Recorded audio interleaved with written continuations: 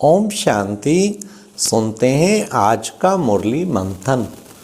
आज प्यारे बाबा ने कहा कि बच्चे, ये सबसे बड़े से बड़ा कांटा है देह अभिमान, इसलिए बच्चे इसको निकालना है। तो अपने आप को एक आत्मा निश्चय करना। देह अभिमान माना है, देह अभिमान को बाबा कहते तोड़ो। अब तोड़ेंगे कैसे? अर्थात देही अभिमानी बनेंगे तो आत्मिक स्थिति में रहेंगे। बाबा ने कहा कि बच्चे जितना आत्मिक स्थिति में बनेंगे उतना ही तुम्हें बाबा की याद भी रहेगी। तो पुनः पुनः ये अभ्यास कि मैं आत्मा काम कर रही हूँ, इन आँखों के द्वारा देख रही हूँ, मुख के द्वारा बोल रही हूँ, कानों द्वारा सुन रही हूँ, सदा ही उस आत्म चिंतन में रहना और दूसरों को भी आत्मिक रूप में देखना, ये है देह अभिमान को तोड़ना।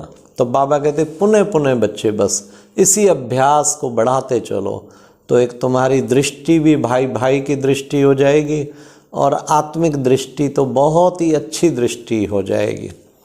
फिर प्यारे बाबा ने आज कहा कि बच्चे मैं बागवान हूँ और तुम बच्चे हो माली, और ये है गार्डन ऑफ अल्लाह। कितना सुंदर नाम दिया बाबा ने। तो बच्चे बाबा बागवान हैं, देखो सारी बगिया में किस्म किस्म के फूल हैं। तो बाबा के सारे सेंटर कितने 12,000 सेंटर, ये सारे 12,000 बाबा के बगीचे हैं। सबसे बड़ा गार्डन माउंट आबू में, मधुबन में। फिर रिट्रीट सेंटर भी बाबा के बड़े बड़े बगीचे हैं, बड़े बड़े सेंटर भी बाबा के बगीचे हैं। तो ये बाबा कहते कि बच्चे ये मैं हूँ बागवान, सब गार्डन्स का मालिक, और तुम हो माली। वहाँ पे फूल लगाते हो, अच्छे अच्छे फूल लगाते हो, किस्म किस्म के फूल लगाते हो। तो हर माली को चेक करना है, मैंने ज़िंदगी में जब से ज्ञान में चला हूँ कितने फूल बाबा को अर्पण किए। वैसे तो हर साल 5, 10, 15 फूल बाबा के ऊपर अर्पण करने ही चाहिए। मैंने कितने फूल बाबा के ऊपर अर्पण किए हैं। तो बाबा के ऊपर पुष्प अर्पण करना है, कितनी बड़ी सेवा है। बाबा कहते पुष्प अर्पण करो बाबा के ऊपर, तो बच्चे बहुत बड़े बाबा के कार्य में तुम बच्चे निमित्त बन जाएंगे। तो एक तो हम ये ध्यान में रखें कि मुझे बाबा के साथ ऐसा वफादार बनना है, और साथ साथ हर रोज़ कुछ ना कुछ नई आत्माओं को बाबा के निकट लाना चाहिए। और कुछ मैंने बाबा के पुष्प तैयार करने ही हैं। माली है ना, माली माना फूल तैयार करते रहो। जिंदगी में भी देखना चाहिए कितने मैंने 100 फूल तैयार किए, 200 किए, कितनी आत्माओं को बाबा का बनाया, बाबा के निकट लाए। ये है माली को, बागवान को भेंट। ऐसा मैं अच्छा माली बनूं। और किस किस्म के लगाए? गुलाब के फूल लगाए। गुलाब माना जो समर्पित हो जाए, जो अपना तन मन धन पूर्ण समर्पित। कमल के फूल कितने लगाए, कमल कीचड़ में रहते हुए भी न्यारा प्यारा रहता है। तो ये हम सबको चार्ट चेक करना है। फिर बाबा ने कहा कि बच्चे देखो, ये सृष्टि चक्र घूमते घूमते अब कहाँ जा पहुँचा है? अब है कलयुग। अब ये कांटों का जंगल, सब जंगली जानवर इसमें रहते। तो बच्चे क्या होगा? जंगल को आग लगती तो जानवर भी सारे ख़त्म हो जाते। तो बाबा कहते अब भी ये सारा कांटों का जंगल है, इसको भी आग लगने का टाइम आ गया है। बाबा ने कहा महाभारत लड़ाई गाई हुई है। तो बच्चे वो तो सब तैयारियां हो रही हैं, इस सारे जंगल को आग लगनी। कभी बाबा कहते भंबोर को आग लगनी। अर्थात अब दुनिया परिवर्तन होनी है। जब कचड़ा सारा रह गया तो कचड़े को तो आग ही लगेगी ना, और क्या होगा। तो इसलिए बाबा कहते बच्चों को तैयार होना है। हाँ, आग लगेगी, फिर आगे खुशखबरी है ना, सुंदर दुनिया का निर्माण होगा, पैराडाइज बन जाएगा, सुंदर स्वर्ग बन जाएगा। बाबा ने कहा दिलवाड़ा तुम्हारी सही यादगार बनी हुई है, उसमें स्वर्ग ऊपर में दिखाते हैं। इसलिए जब भी कोई मरता है तो कहते हैं स्वर्गवास हो गया। तो वो परम धाम, वास्तव में परम धाम है ऊपर, स्वर्ग ऊपर नहीं है। स्वर्ग तो बच्चे नीचे ही है। दुनिया ऊपर समझती है। वास्तव में इसी धरती पे कभी स्वर्ग था, आज फिर नरक हो गया है। फिर बाबा ने कहा कि बच्चे, तुम बच्चों को सर्विसेबल बनना है, बाबा का खूब सेवा करेंगे तो बाबा के दिल तख्त पे चढ़ेंगे। साथ साथ बाबा ने कहा बच्चों को संग की बड़ी संभाल रखनी है। कहते हैं ना, जैसा संग वैसा रंग, संग की बहुत संभाल। ये बच्चे माया कुसंग में लाकर फिर से कांटा बना देती है, तो बहुत ध्यान रखना है। मेरे को जरा भी किसी का उल्टा संग ना लगे, सदा अच्छा संग लगे। इतना अच्छा संग, सबसे अच्छा संग तो सत्संग।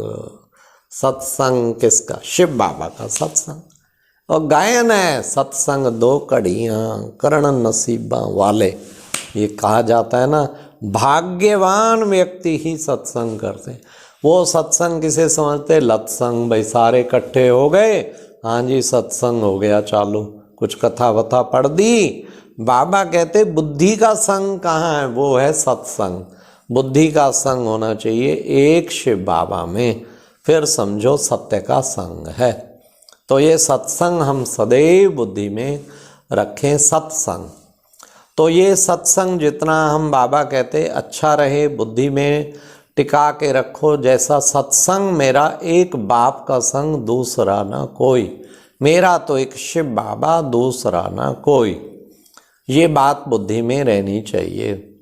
इस तरीके बाबा ने सदैव श्रेष्ठ से श्रेष्ठ जो है अपने आप को बनाने का तरीका बताया कि हम बच्चे संग के द्वारा बहुत से, तो ध्यान रखो अच्छी मुरलियों का संग रखो, योग में बाबा के साथ संग रखो, अच्छे अच्छे पुरुषार्थियों का संग रखो, दादियाँ और बड़ी दीदियों का संग रखो। संग तारे तो संग डुबोए। फिर बाबा ने कहा बच्चों को गृहस्थ व्यवहार में रहते कमल पुष्प समान पवित्र रहना है। पवित्रता तो सबसे मुख्य चीज़ है। जैसे कमल पे छींटा नहीं पड़ता, ऐसे एक भी अपवित्र संकल्प आ नहीं सकता। ये अंदर की धारणा होनी चाहिए, तब हमारा जीवन महान बन पाएगा। तो बाबा ने कहा वो कैसे बनोगे? कांटों के फूल। बच्चे जितना बाप को याद करोगे, कांटों से फूल बनते जाओगे। इसलिए बच्चे दिल से बाबा को याद करो। बाबा आप हमें क्या से क्या बना रहे हैं, इतना ऊंचा बना रहे हैं, कमाल है बाबा। तो जितना प्यार से बाबा को याद करोगे, कांटों से फूल बनते जाओगे, बनते जाओगे।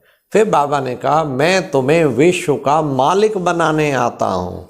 तो बच्चे तुम्हें वो स्वर्ग पैराडाइज में ले चलता हूँ। तो तुम बच्चों को कितना नशा रहना चाहिए, विश्व का मालिक। इसलिए बाबा ने कहा कि बच्चे हमें तुम्हें स्वर्ग को, सतयुगी दुनिया को विश्व का मालिक बना के तुम्हें नई देवी देवताओं की दुनिया में ले जा रहा हूँ। इसलिए बाबा ने कितना सुंदर हम बच्चों को बताया, सदा खुशियों से भरपूर। और फिर साथ साथ बाबा ने कहा बच्चों को पावरफुल वृत्ति के द्वारा बेहद की सेवा में तत्पर रहने वाले हद के बंधनों से मुक्त भाव। तो वृत्ति हमारी पावरफुल होगी और सदा सेवा में तत्पर, बेहद की सेवा। मैं हद का सेवाधारी हूँ या बेहद का, ये पूछो। बेहद का सेवाधारी दिन बुद्धि से हर वक्त बेहद की सेवा पे तत्पर रहेगा, और तब वो सब प्रकार के बंधनों से मुक्त हो जाएगा।